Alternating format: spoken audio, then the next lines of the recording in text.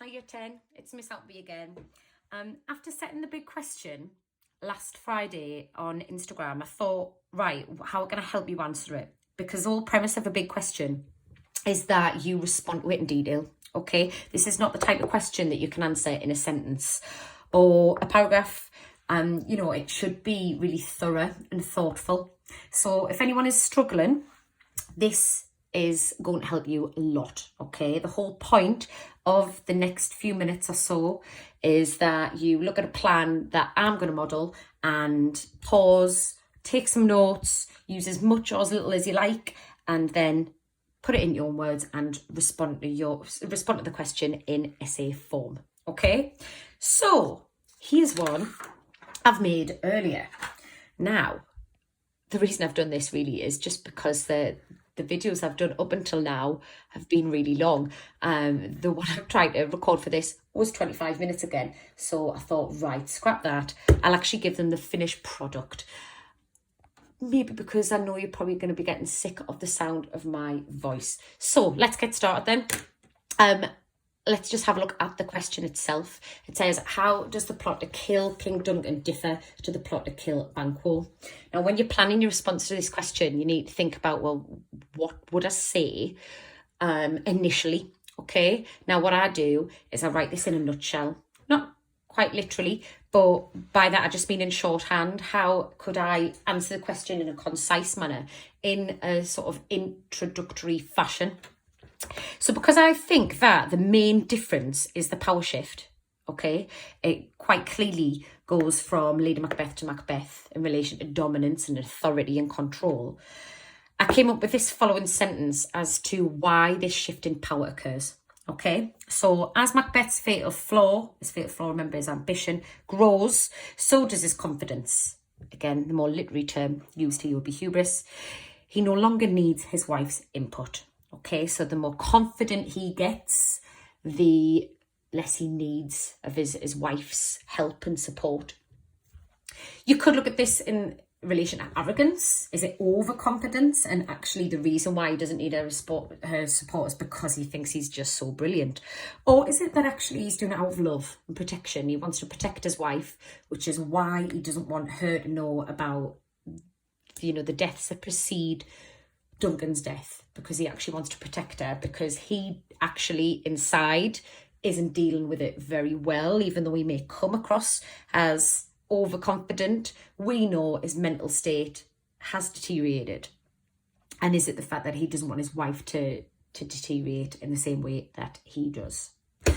So once I've come up with my nutshell, I'm then going to explore the two key characters and key parts of the play I would look at. And then just to summarise what the differences actually are as well, okay? So if I was looking at King Duncan, I would look at Act 1, Scene 5 and Scene 7. Okay, now I will just scan through a few where I've put my post-it notes, but I'm not going to read them out and analyse them all for you. Okay, you can do that yourself. I would maybe look at this part here, just to show how assertive Lady Macbeth is. So in Scene 5, she says, oh, never shall son that morrow see. So she is really determined to basically get on with it and kill the king. And that is further evidenced in the fact that she ends that scene by saying to her husband, leave all the rest to me. Okay, which would have been really shocking at the time for an audience member, this dominance and authority that she clearly has in their relationship, because in Elizabethan England and Jacobean England, men held absolute authority. They ruled their wives. They ruled women in all sense of their life, in all duties. But here she's saying, look, leave it to me. I'll sort it out. And, we see that later, don't we? Once he has killed the king, she does have to sort of sort out his mess. I might look at Scene 7 in Act 1 as well, and look at the methods that Lady Macbeth uses in order to get her own way. The fact that she belittles her husband, she intimidates her husband, she persuades her husband. And you can see this really well in this section here with a reference to, was the hope drunk wherein he dressed yourself? And then the repetition of the questions, because the questions are really quite belittling and intimidating in themselves, okay, because she's basically saying that he's weak and a coward. And then I might even look at the part where she uses really brutal language to describe how she would act and what she'd be prepared to do if she had basically made a deal, a promise to someone. If I was going to therefore look at Banquo and what happens when Macbeth plots to kill Banquo, I'm going to look at Act 3, Scene 2. Okay. And I would just look at how the power shift is clearly evident here, because now Lady Macbeth uses oxymorons like doubtful, joy. She talks here about how she thinks it's probably better to be in Duncan's situation than on her own. Macbeth, his paranoia is grown here. We have scorched a snake, not killed it. But he doesn't want to tell her too much, okay? And you can see that in the line, be innocent of the knowledge, dearest Chuck, till thou applaud the deed, okay? Now, in bullet point form, because as well as having your language analysis, obviously you need your own ideas. I've just bullet pointed some ideas that I would use if I was comparing the two murders. So looking at Duncan, I would look at how, in this case, it is an offensive strike to gain the crown. Okay, he's been offensive. He wants that crown, which is why he kills him. And if we just compare that to Banquo, it's a defensive tactic to remain king. So look at how there's a switch here between offensive to defensive. He wants it and then he's got it, but he wants to keep it. Okay. Also, you've got this idea that when it comes to killing Duncan, he is goaded by Lady Macbeth. But when it comes to killing Banquo, he works alone without Lady Macbeth. However, he does hire men to kill Banquo. Whereas, if we look up here, when it comes to killing King Duncan, he has blood on his hands. He's the one that actually completes the deed, as it were. What do we find out about him, about his personality in both scenes? Well, when it comes to killing King Duncan and the plot leading to kill the king, it's quite evident that he's easily led and he's weak. Whereas, even though in some respects he's still weak, because he's still a coward, he doesn't actually kill Banquo himself, he's deadly.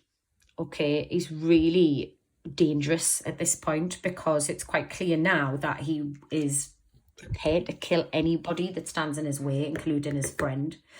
When it came to Duncan's murder, he hadn't processed anything after the murder, therefore he didn't expect to have to kill anybody else, okay?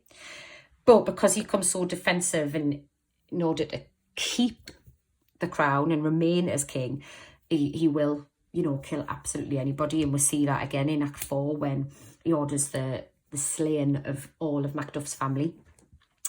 One last thing I would mention in relation to the plot to kill Banquo and the actual murdering of Banquo is that you could reference this part as being a turning point, okay? Because up until this point, he's got absolutely everything he wanted, okay? He has got that crown. Whereas when it comes to hiring murderers to kill Banquo, he only gets half of what he was promised. Philiance gets away, okay? Two last sections, short sections that I would just reference. Firstly, parallels. Okay, now what I mean by parallel is this idea of where have you seen this before? Okay, now if you look at Act 3, Scene 1, the scene where Macbeth speaks to the men that he orders to kill Banquo, what you'll see is that he mirrors the tactics that Lady Macbeth used to control him, which is really interesting.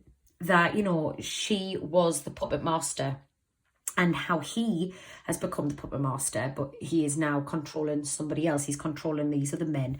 And he uses the same devices, so he manipulates them through persuasion and assertion and essentially belittles them and makes them not think that they are men or manly enough in very similar ways to his wife. It's effectively he's her protege. And finally, I know the question does state differ. How do the plot to kill Duncan and Banquo differ? That doesn't mean that you can't look at similarities as well. Okay. And what I've done here, I've just summed up 3 main similarities between the plot to kill both men. Firstly, he does have help in some respect in both cases. So it goes from Lady Macbeth to murderers. In the second one, I've just said here that he does suffer guilt in both circumstances. And finally, the fact that he is fond of both men, you know, he respects them both, he's friends and allies with both King Duncan and Banquo, but he was still prepared to kill them. So I'm just going to zoom out so you can see that all together there. You can. Yeah, brilliant. Please use whatever you like from that. But like I said right at the start, write in as much detail as you possibly can, please, and write in essay form. You don't need to write the plan as I have done, but you certainly need to plan first and then respond in as much detail as you can. I would absolutely love to see them. If you want to take photos, if you want to send them to me through Instagram, send them to me via email, or send them to your class teacher. Whatever way you'd like to do it, please do. Stay safe.